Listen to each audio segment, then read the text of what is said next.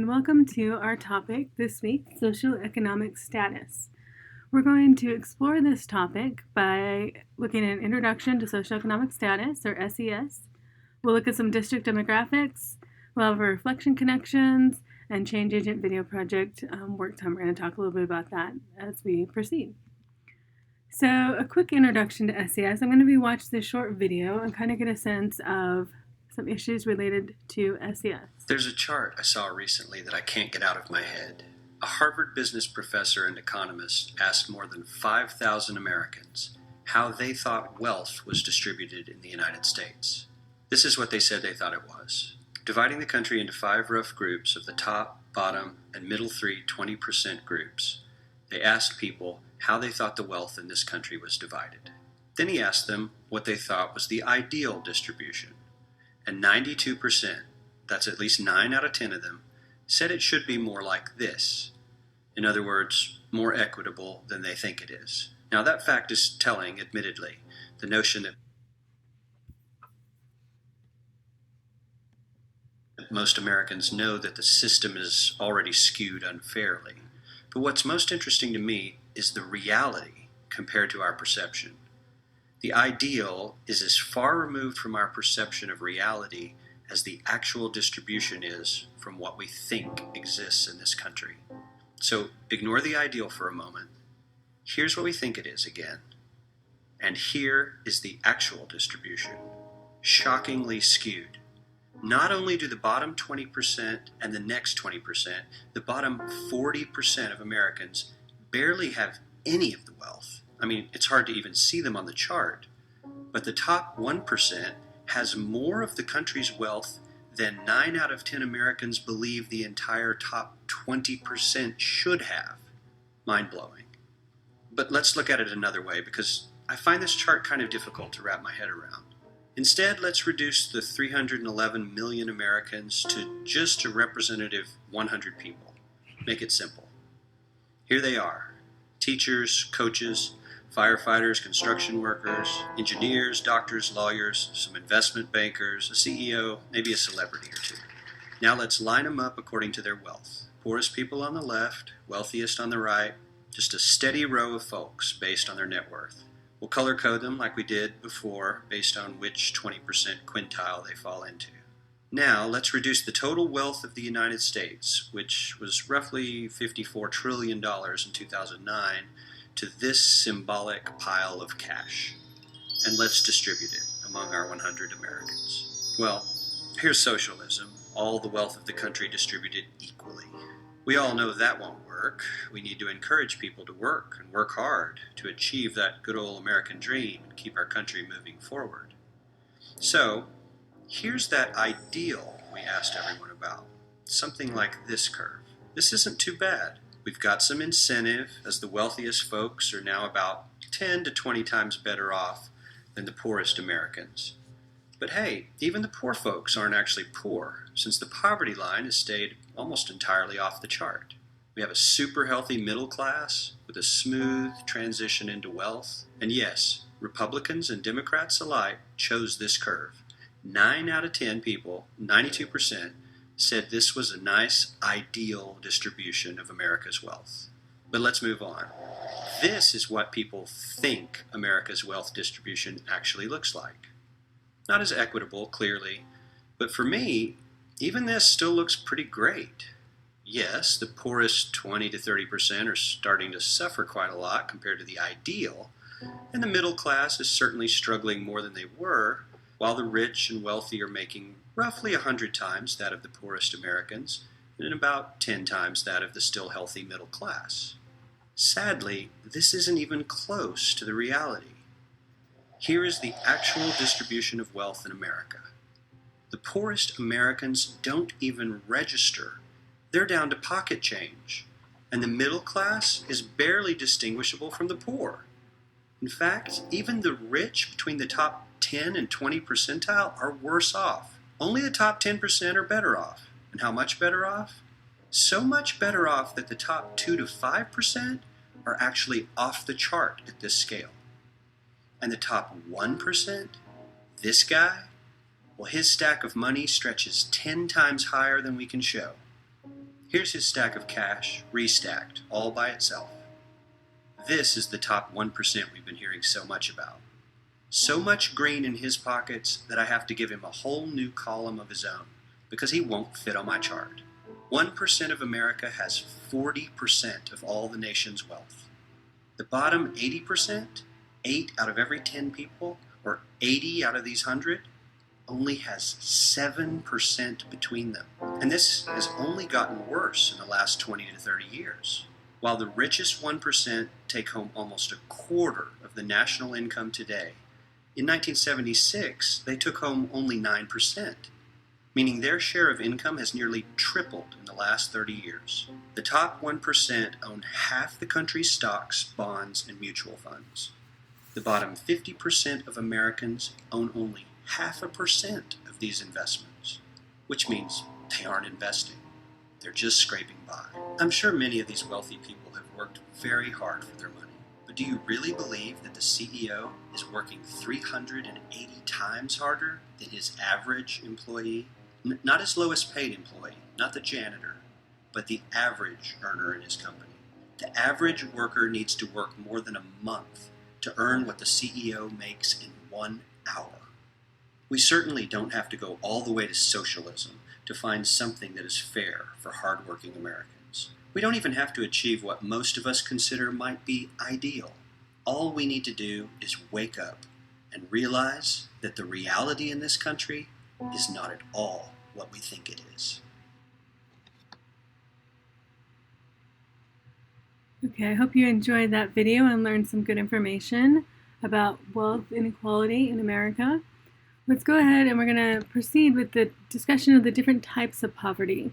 In the article you were assigned to read this week, it talks about generational poverty, which is really people who generation after generation have not owned land, haven't really benefited from education, not really moved up when it comes to a job.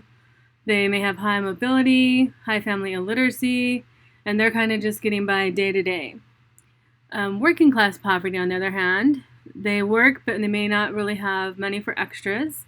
And most don't own property, do not own property. They live paycheck to paycheck. Few have health care. The focus is on making it 2 weeks or through the month.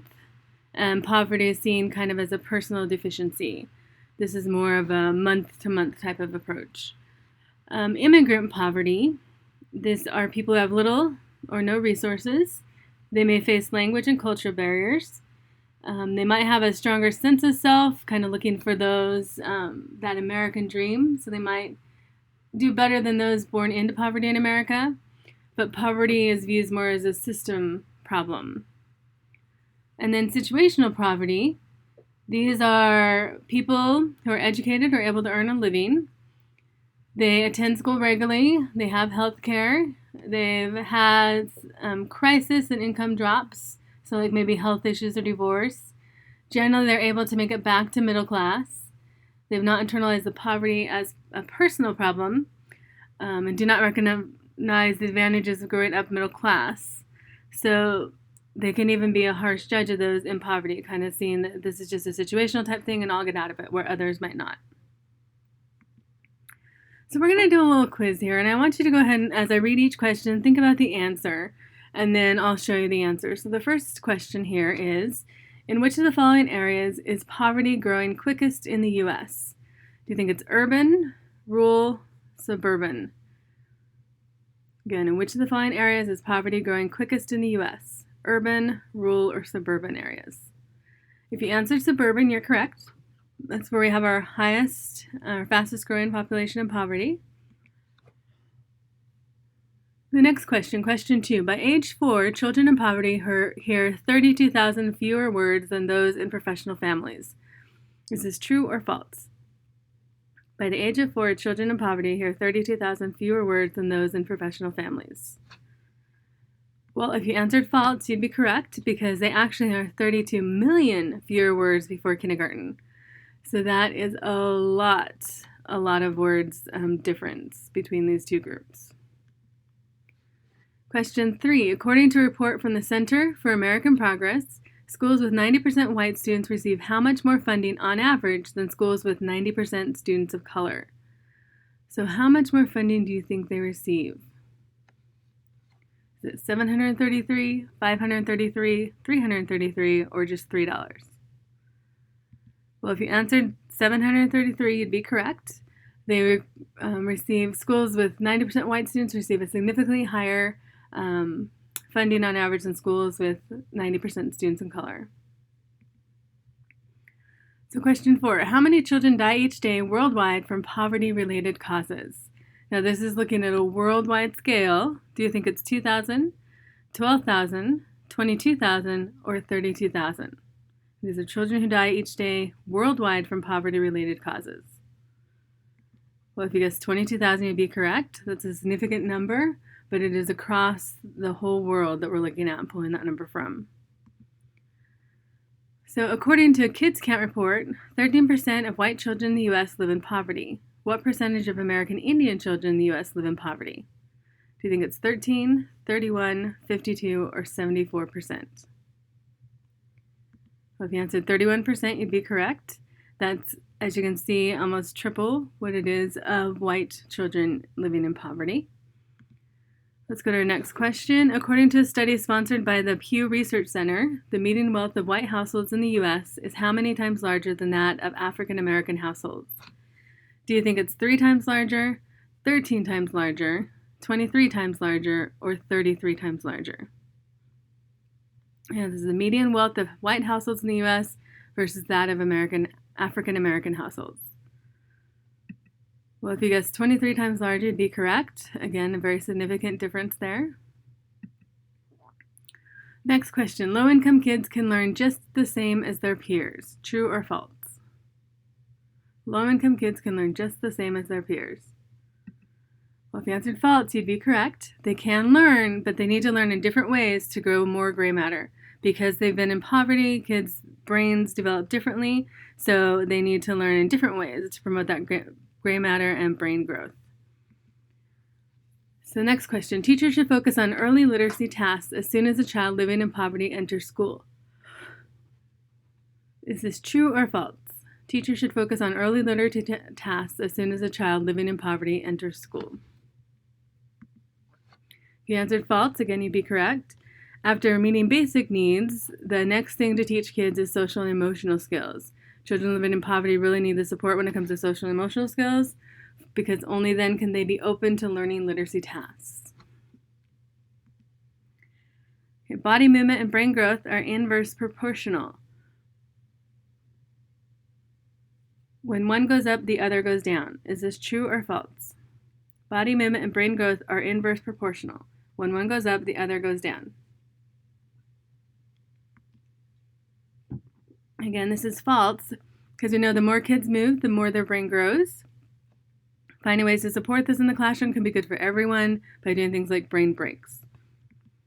Okay, and our last question here. According to a national study of U.S. parents with children in public schools, 66% of parents from families not experiencing poverty reported that they always checked to ensure their children did their homework. What percentage of parents from families experiencing poverty reported that they always checked to ensure their children did their homework? Do you think it's 32%, 52%, 72%, or 92%? Well, if you guessed 72%, you'd be correct.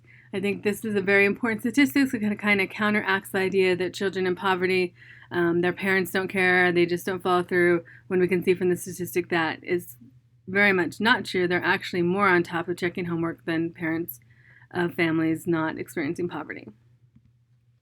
All right, a few more additional statistics I want to go over.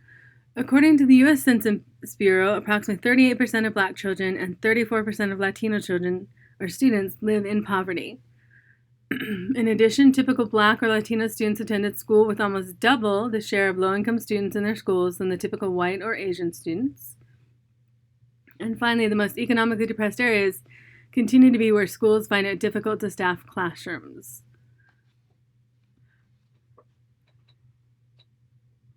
So looking at the statistics, does anything stand out to you? Does anything surprise you? What do you think the implications of this information are for you as future teachers? Well, one of the implications is related to Title I. First of all, do you know what Title I is? Did you attend a Title I school, or is it a school where you're doing your practicum a Title I school? Well, if you know what Title I is, it's the cornerstone of federal aid for K-12 schools, and it provides supplemental funding to local school districts to help meet the educational needs of students in high-poverty schools. So it's really the federal government's way of supporting students in high-poverty schools. What's interesting about that is in 2007, Title I was $27 billion was allocated for Title I. The current allocation for Title I in 2015, just less than 8 years later, was $15.5 billion. You can see that number shrunk quite a bit. Many experts actually estimate that fully funding Title I to properly serve more than 11 million eligible children require an annual expenditure of $50 billion. Think about that, that's a huge number. How are we going to ensure that students who are not getting this funding, because obviously it's at 15.5 in 2015, how do we support them to make sure they do get the funding they need? All right, to bring this closer to home, I'm going to have you look at your district demographics. So I want you to complete the assignment titled District Demographics. It is located in your course module for this week. Please make sure you read all the directions carefully and then turn in the completed the assignment online. If your home district is not one that you attended here in Kansas, go ahead and just pick another district that is either close to where you live now, or you can even pick the Manhattan district, because that's where the university is. So go ahead, and if your home district is not here, pick another district. Your practicum district, you're putting the percentage of economically disadvantaged, and then go specifically to your practicum school and put the percentage there. And then pick one other district from the ones on the list there. Identify the percentage of economically disadvantaged. Make sure for each of these you're putting your reaction in, so I kind of know what you're thinking. And finally, put in at least a 3 to 5 sentence response about the implications for your future professional practice when it comes to the district demographics and what you learned. Again, that can be found in your Week 9 course module, the directions, and this actual template here for you to fill in. Okay, as we continue to talk about poverty, it's important to think about class consciousness. Teachers who are class conscious have an understanding of how poverty does and does not impact students. They have a nuanced reading of how race and poverty overlap and how they do not.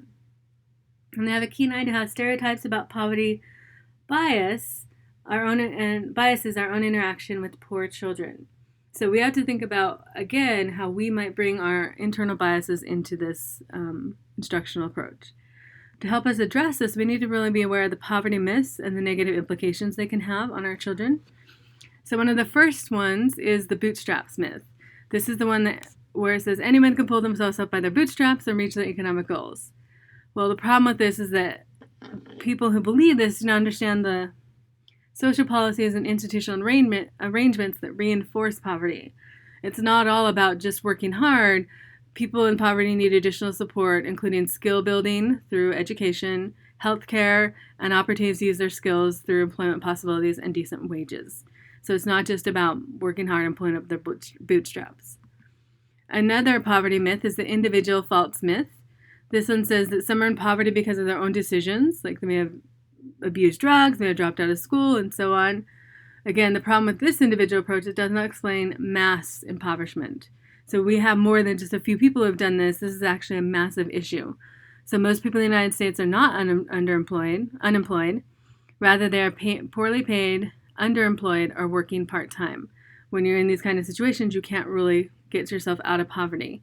In addition, families of color and female-headed families are disproportionately poor. So again, it's not really an individual issue. It's a mass issue that we need to look at and consider here. Another poverty myth is the educability myth.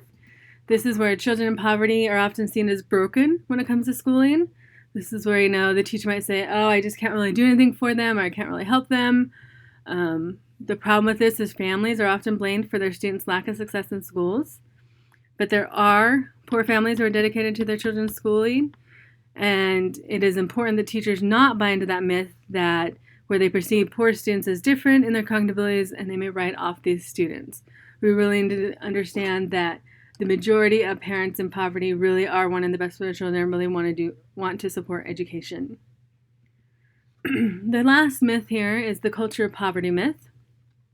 This refers to the belief that the behaviors and values of the poor play a role in persistent poverty and the intergenerational transmission of poverty. So basically, this myth proposes a reductionist notion, which casts individuals in poverty as a monolithic group that acts, thinks, speaks, and behaves in a similar fashion. Well, we can't make these generalizations. We can't approach instruction from this reductionist notion. So teachers really need to challenge these beliefs, as it's a very deficit-based approach, particularly when it comes to working with students in poverty.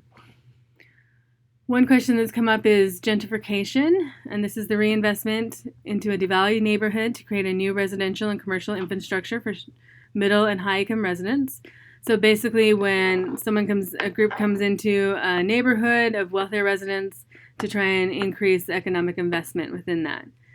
Well, in 3/4 of America's 55 largest cities, less than 10% of all neighborhoods experienced gentrification from 2000 to 2007. And gentrification affected 5% or less of a total of 22 neighborhoods. So whereas this might be a consideration for some people when it comes to poverty and having gentrification impact neighborhoods, increasing poverty because people are displaced from those neighborhoods, it really is kind of a small percentage at this point and not the biggest issue when it comes to poverty. So the question I have for you is, how does poverty impact students? I want you to think about the ways in which poverty impacts our students and make a list of examples on a blank sheet of paper. Go ahead and pause the video here and do that. Okay, let's come back, and I'm sure you thought of a lot of things like clothing, lack of food, attention, but there are a multitude of other issues that might affect children. So for example, there are environmental issues. For example, mercury and lead poisoning, pollution, proximity to landfills, because they're not going to be able to find houses in the higher neighborhoods. There are also health issues. They may not lack medical care, vision, hearing, dental. They might have all these issues. They may even have asthma-related issues based on where they're living or the type of environment they're in. Child labor, again, student needing to work at an early age. Community violence. This can be linked to anxiety, depression, withdrawal. Mobility, students often move due to parental job and housing insecurity. That can lead to fragmented schooling, and students may even be sent to live with relatives. Childcare, again, not having access to childcare, not having time to really do on homework or participate in extra sports or extracurricular experiences. They can have transportation issues, so children may take buses to attend school. It can lead up to early wake-up, late returns. Parents may not always have a way to pick up sick children or attend PTO. Mental illness, children may not have access to mental health services. They may admit to violence and abuse that they don't have ways to process. And then finally, shelter issues. Children may be homeless. They may be living substandard housing without heat and may share a small space with many people. May not have a place to complete homework. So there are a lot of issues that can impact children in poverty beyond just like lack of food and clothing. So these are something that I think we really need to consider in our future professional practice when working with our students. To kind of end, I want to leave you with this quote. The test of our progress is not whether we add more to the abundance of those who have much. It is whether we provide enough for those who have too little. That's by Franklin Delano Roosevelt. And I think it's just kind of a nice way to summarize this issue and how we really need to think about and readdress issues of poverty in schools. I look forward to getting your district demographics, and I will touch base with you soon.